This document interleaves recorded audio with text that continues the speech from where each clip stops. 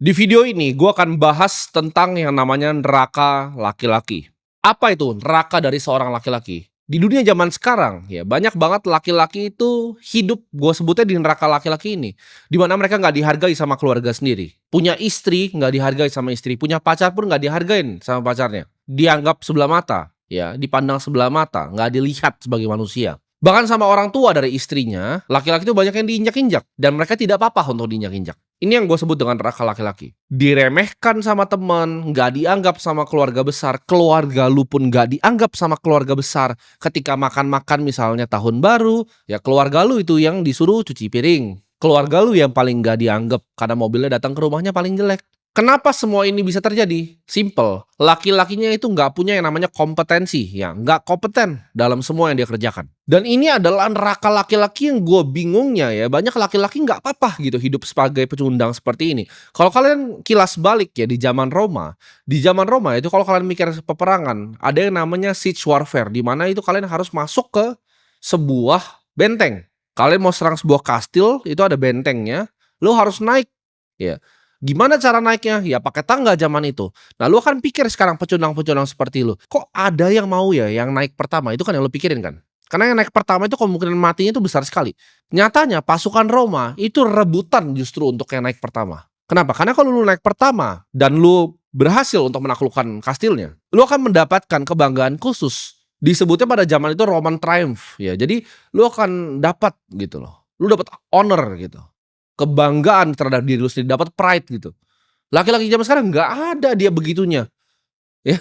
Kalau ketika perang suruh naikin tangga dia kabur duluan, dia nggak berani. Jadi yang kemungkinan kepalanya ditebas pertama. Kalian bayangin dalam beberapa ribu tahun ya, cepat sekali berubahnya dari laki-laki yang seperti itu ke laki-laki yang seperti sekarang. Lu kalau nggak bisa nyelesain ya masalah yang ada di hidup lu hari ini, lu nggak akan dikasih kesempatan itu untuk punya masalah besok. Dan kalian yang mungkin duduk di sini ngerasa gue nggak pengen ada masalah di hidup gue.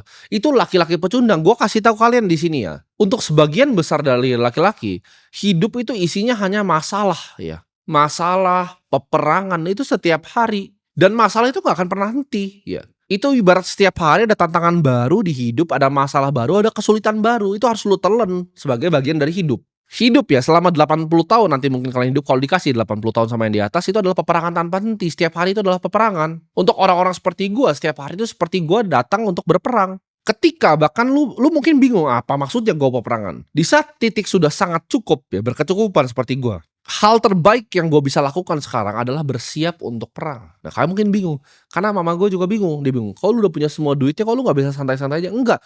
Justru ketika gue dapat duit yang sangat banyak, di situ gue takut karena dengan duit yang sangat banyak ada sangat banyak orang yang mau ngambil itu dari gue. Dunia ini hutan rimba, kompetisi, peperangan. Jadi setiap kali gue dapat banyak, gue tahu ini akan ada masalah yang datang dan gue persiapkan diri gue untuk masalah yang akan datang. Dan gue gak kaget ketika masalah itu datang. Matahari itu akan terbit dan matahari juga akan tenggelam. Suatu saat lu bisa senang-senang, besoknya lu bisa kena masalah yang luar biasa berat. Lu mungkin pikir sekarang, oh coba kalau gue hanya punya uang 10 miliar aja dikasih ke gue, masalah di hidup gue akan selesai. Enggak, masalah lu akan tambah berat. Tapi hidup ini akan kasih lu level masalah ya, di level lu. Jadi masalah yang lu dapetin ketika punya uang 100 juta itu berbeda. Ya kayak gue, masalah yang datang di hidup gue ketika gue cuma punya uang 100 juta itu gampang. Tapi bagi waktu itu 100 juta berat. 1 miliar masalahnya beda, 10 miliar beda masalahnya. 100 miliar beda masalahnya. 1 triliun itu levelnya naik terus masalahnya. Ya, tapi kita progres di hidup ya, gue anggap diri gue berperang dan gue nggak takut mati ibaratnya. Lu mau perangin gue, come and get me gitu. Laki-laki itu dikutuk untuk jadi prajurit hidup ya di hidup ini. Kita dikutuk dari awal untuk banting tulang, untuk cari duit, cari nafkah buat keluarga kita. Kita zaman dulu disuruh berburu ya, rela mati lawan binatang buas untuk menghidupi keluarga kecil kita. Kenapa pertanyaan orang lu bisa mandang sebelah mata dan lu di posisi lu sekarang seperti di neraka ini? Karena lu nggak kompeten dan lu nggak bisa nyari duit. Jangan bingung kenapa keluarga istri lu itu ketika lu datang ya ke mertua lu, mereka anggap lu sebelah mata. Kenapa lu datang pakai mobil yang paling jelek? Atau kalau datang pakai motor gitu. Ya gimana nggak dipandang sebelah mata? Istri lu mau beli tas kagak bisa, rumah lu masih nyicil, ya istri lu mau interior rumah lu nggak mampu. Dia mau makan apa lu nggak bisa kasih. Terus lu bingung kenapa dia selingkuhin lu, tinggalin lu ke cowok yang lebih kaya. Karena lu nggak kompeten bos, lu pecundang. Lu sebagai laki-laki hidup itu udah gagal, udah masuk di yang gue sebut namanya neraka laki-laki ini. Gimana cara lu keluar? Ya jadi orang kaya. Sederhana ya. Coba sekarang ya, lu ngerasa lu gak dihormatin sama istri lu, coba naik Ferrari. Ya, lu naik Ferrari ke rumah mertua lu. Apa nggak disiapin itu semua makanan di situ? Apakah dia nggak sapu dulu rumahnya sebelum lu dateng? Apa dia nggak begini tunduk sama lu? Tunduklah. Itu cara dunia bekerja. Nggak suka begitu. Nggak suka orang lebih mandang orang yang lebih kaya. Ya lu contoh lah, lu ke hotel aja. Lu naik Avanza sama naik Ferrari lebih dipedulin siapa? Dunia memang begitu. Lu Avanza lu disuruh parkir jauh-jauh karena mobilnya jelek nggak mau dilihat di depan hotel. Kalau Ferrari, gua naik McLaren, gua naik Senna, itu di hotel, oh ditaruh di depan lobi kalau bisa mobilnya. Karena hotelnya bangga ada mobil seperti itu di hotelnya. Itu cara dunia bekerja. Nggak suka pindah, ya lu pindah hidup di bulan gitu. Lu bingung gitu kenapa cewek lo kok bisa ya dia jahat banget sama gue cari cowok lain. Dia udah capek-capek makeup. Ya yang lu lakuin adalah lu naik motor. Dengan lu naik motor lu rusakin itu semua makeupnya, matanya masuk debu, ya rambutnya rusak kena helm, dan lu bingung kenapa dia mau cowok yang punya mobil. Hujan-hujan kan sama lu, naik jas hujan, dan lu cuma nangis ketika ditinggalin lu buat cowok yang punya mobil. Ya jangan sakit hati, kerja. Ya, kerja. Kalian mungkin bingung, kenapa ya pacar gue selalu berantemin gue? Di hidup gue ya, selama gue punya pacar, jarang sekali gue berantem. Jarang banget ada yang mau berantemin gue gitu. Karena gue kompeten. Jarang sekali gitu berantem karena mau makan di mana. Enggak, mereka semua yang ikut gue mau makan di mana. Karena mereka tahu gue akan kasih makanan yang terbaik. Lu nggak usah mikir lah, nggak usah pasang otak lu. Lu jadi princess aja duduk di mobil gue. Udah gue bawa lu gitu, selesai. Jadi nggak pernah ada berantemnya. Soal hal-hal kecil tuh nggak ada berantemnya. Lu ngikut gue, lu nggak mau makan tempat gue ya lu makan sendiri di rumah, selesai. Lu nggak mau gue cari orang lain, sederhana. Gampang sekali gitu. Bedanya apa? Lu ketika lu bawa cewek lu dengan motor lu ya kan, lu makan di mana ya? "Kamu makan di mana sayang?" "Nggak tahu." "Oh ya udah kita makan di McD ya." Akhirnya makan di McD lu. Kalau gua udah siap semua gitu. Chef omakase-nya tahu gua siapa, security di depannya tahu gua siapa, parkiran gua pun ada parkiran gua sendiri di situ. Ya. Kenapa? Money talks gitu.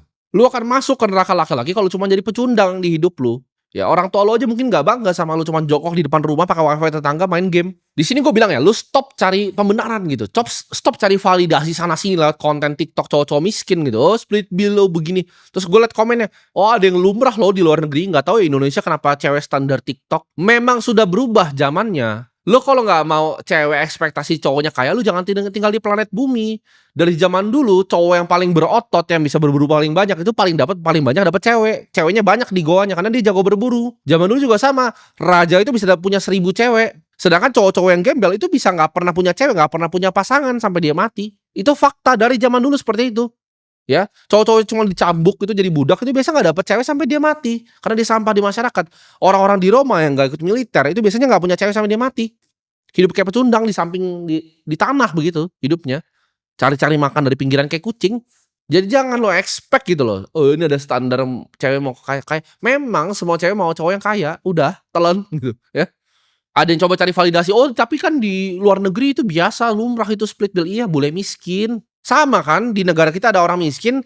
Di luar juga ada orang bule yang miskin gitu loh. Orang yang bule yang miskin yang minta split bill. Coba lu ke billionaire deh. Hedge fund manager gitu kerja di finance suruh split bill lu diketawain bos karena mulut dia ngomong split bill nih kayak gue nih ngomong split misalnya harga makannya 1 juta gue ngomong split bill itu gue udah bikin 1 juta dalam gue ngomong sedetik split bill itu daripada gue capek-capek ngomong ya nambah berapa detik lagi itu prosesnya gue bayar aja karena itu nggak waktu gue lebih mahal dari proses gue ngomong kata keluar dari mulut gue split bill nggak paham kan kalian jadi jangan samain kayak standar-standar TikTok terus ada cowok-cowok gitu ngomong oh nggak apa-apa ini nggak apa-apa dia miskin naik Avanza jangan dengerin ya jangan dengerin lu juga harus telan tapi kalau lu mau hidup yang berbeda lu mau keluar dari neraka ini lu harus lakuin yang laki-laki lain nggak lakukan lu harus siap perang lu harus siap untuk telan masalah-masalah yang akan datang karena masalah-masalah itu gue janji akan datang ke lu menurut gue sih nggak ada yang lebih busuk kayak di dunia ini dibanding jadi laki-laki pecundang ya lu cuman bangun naik KRL itu lu dempet-dempetan cari kopi hitam terus lu dapat gaji dari bos lu terus lu tidur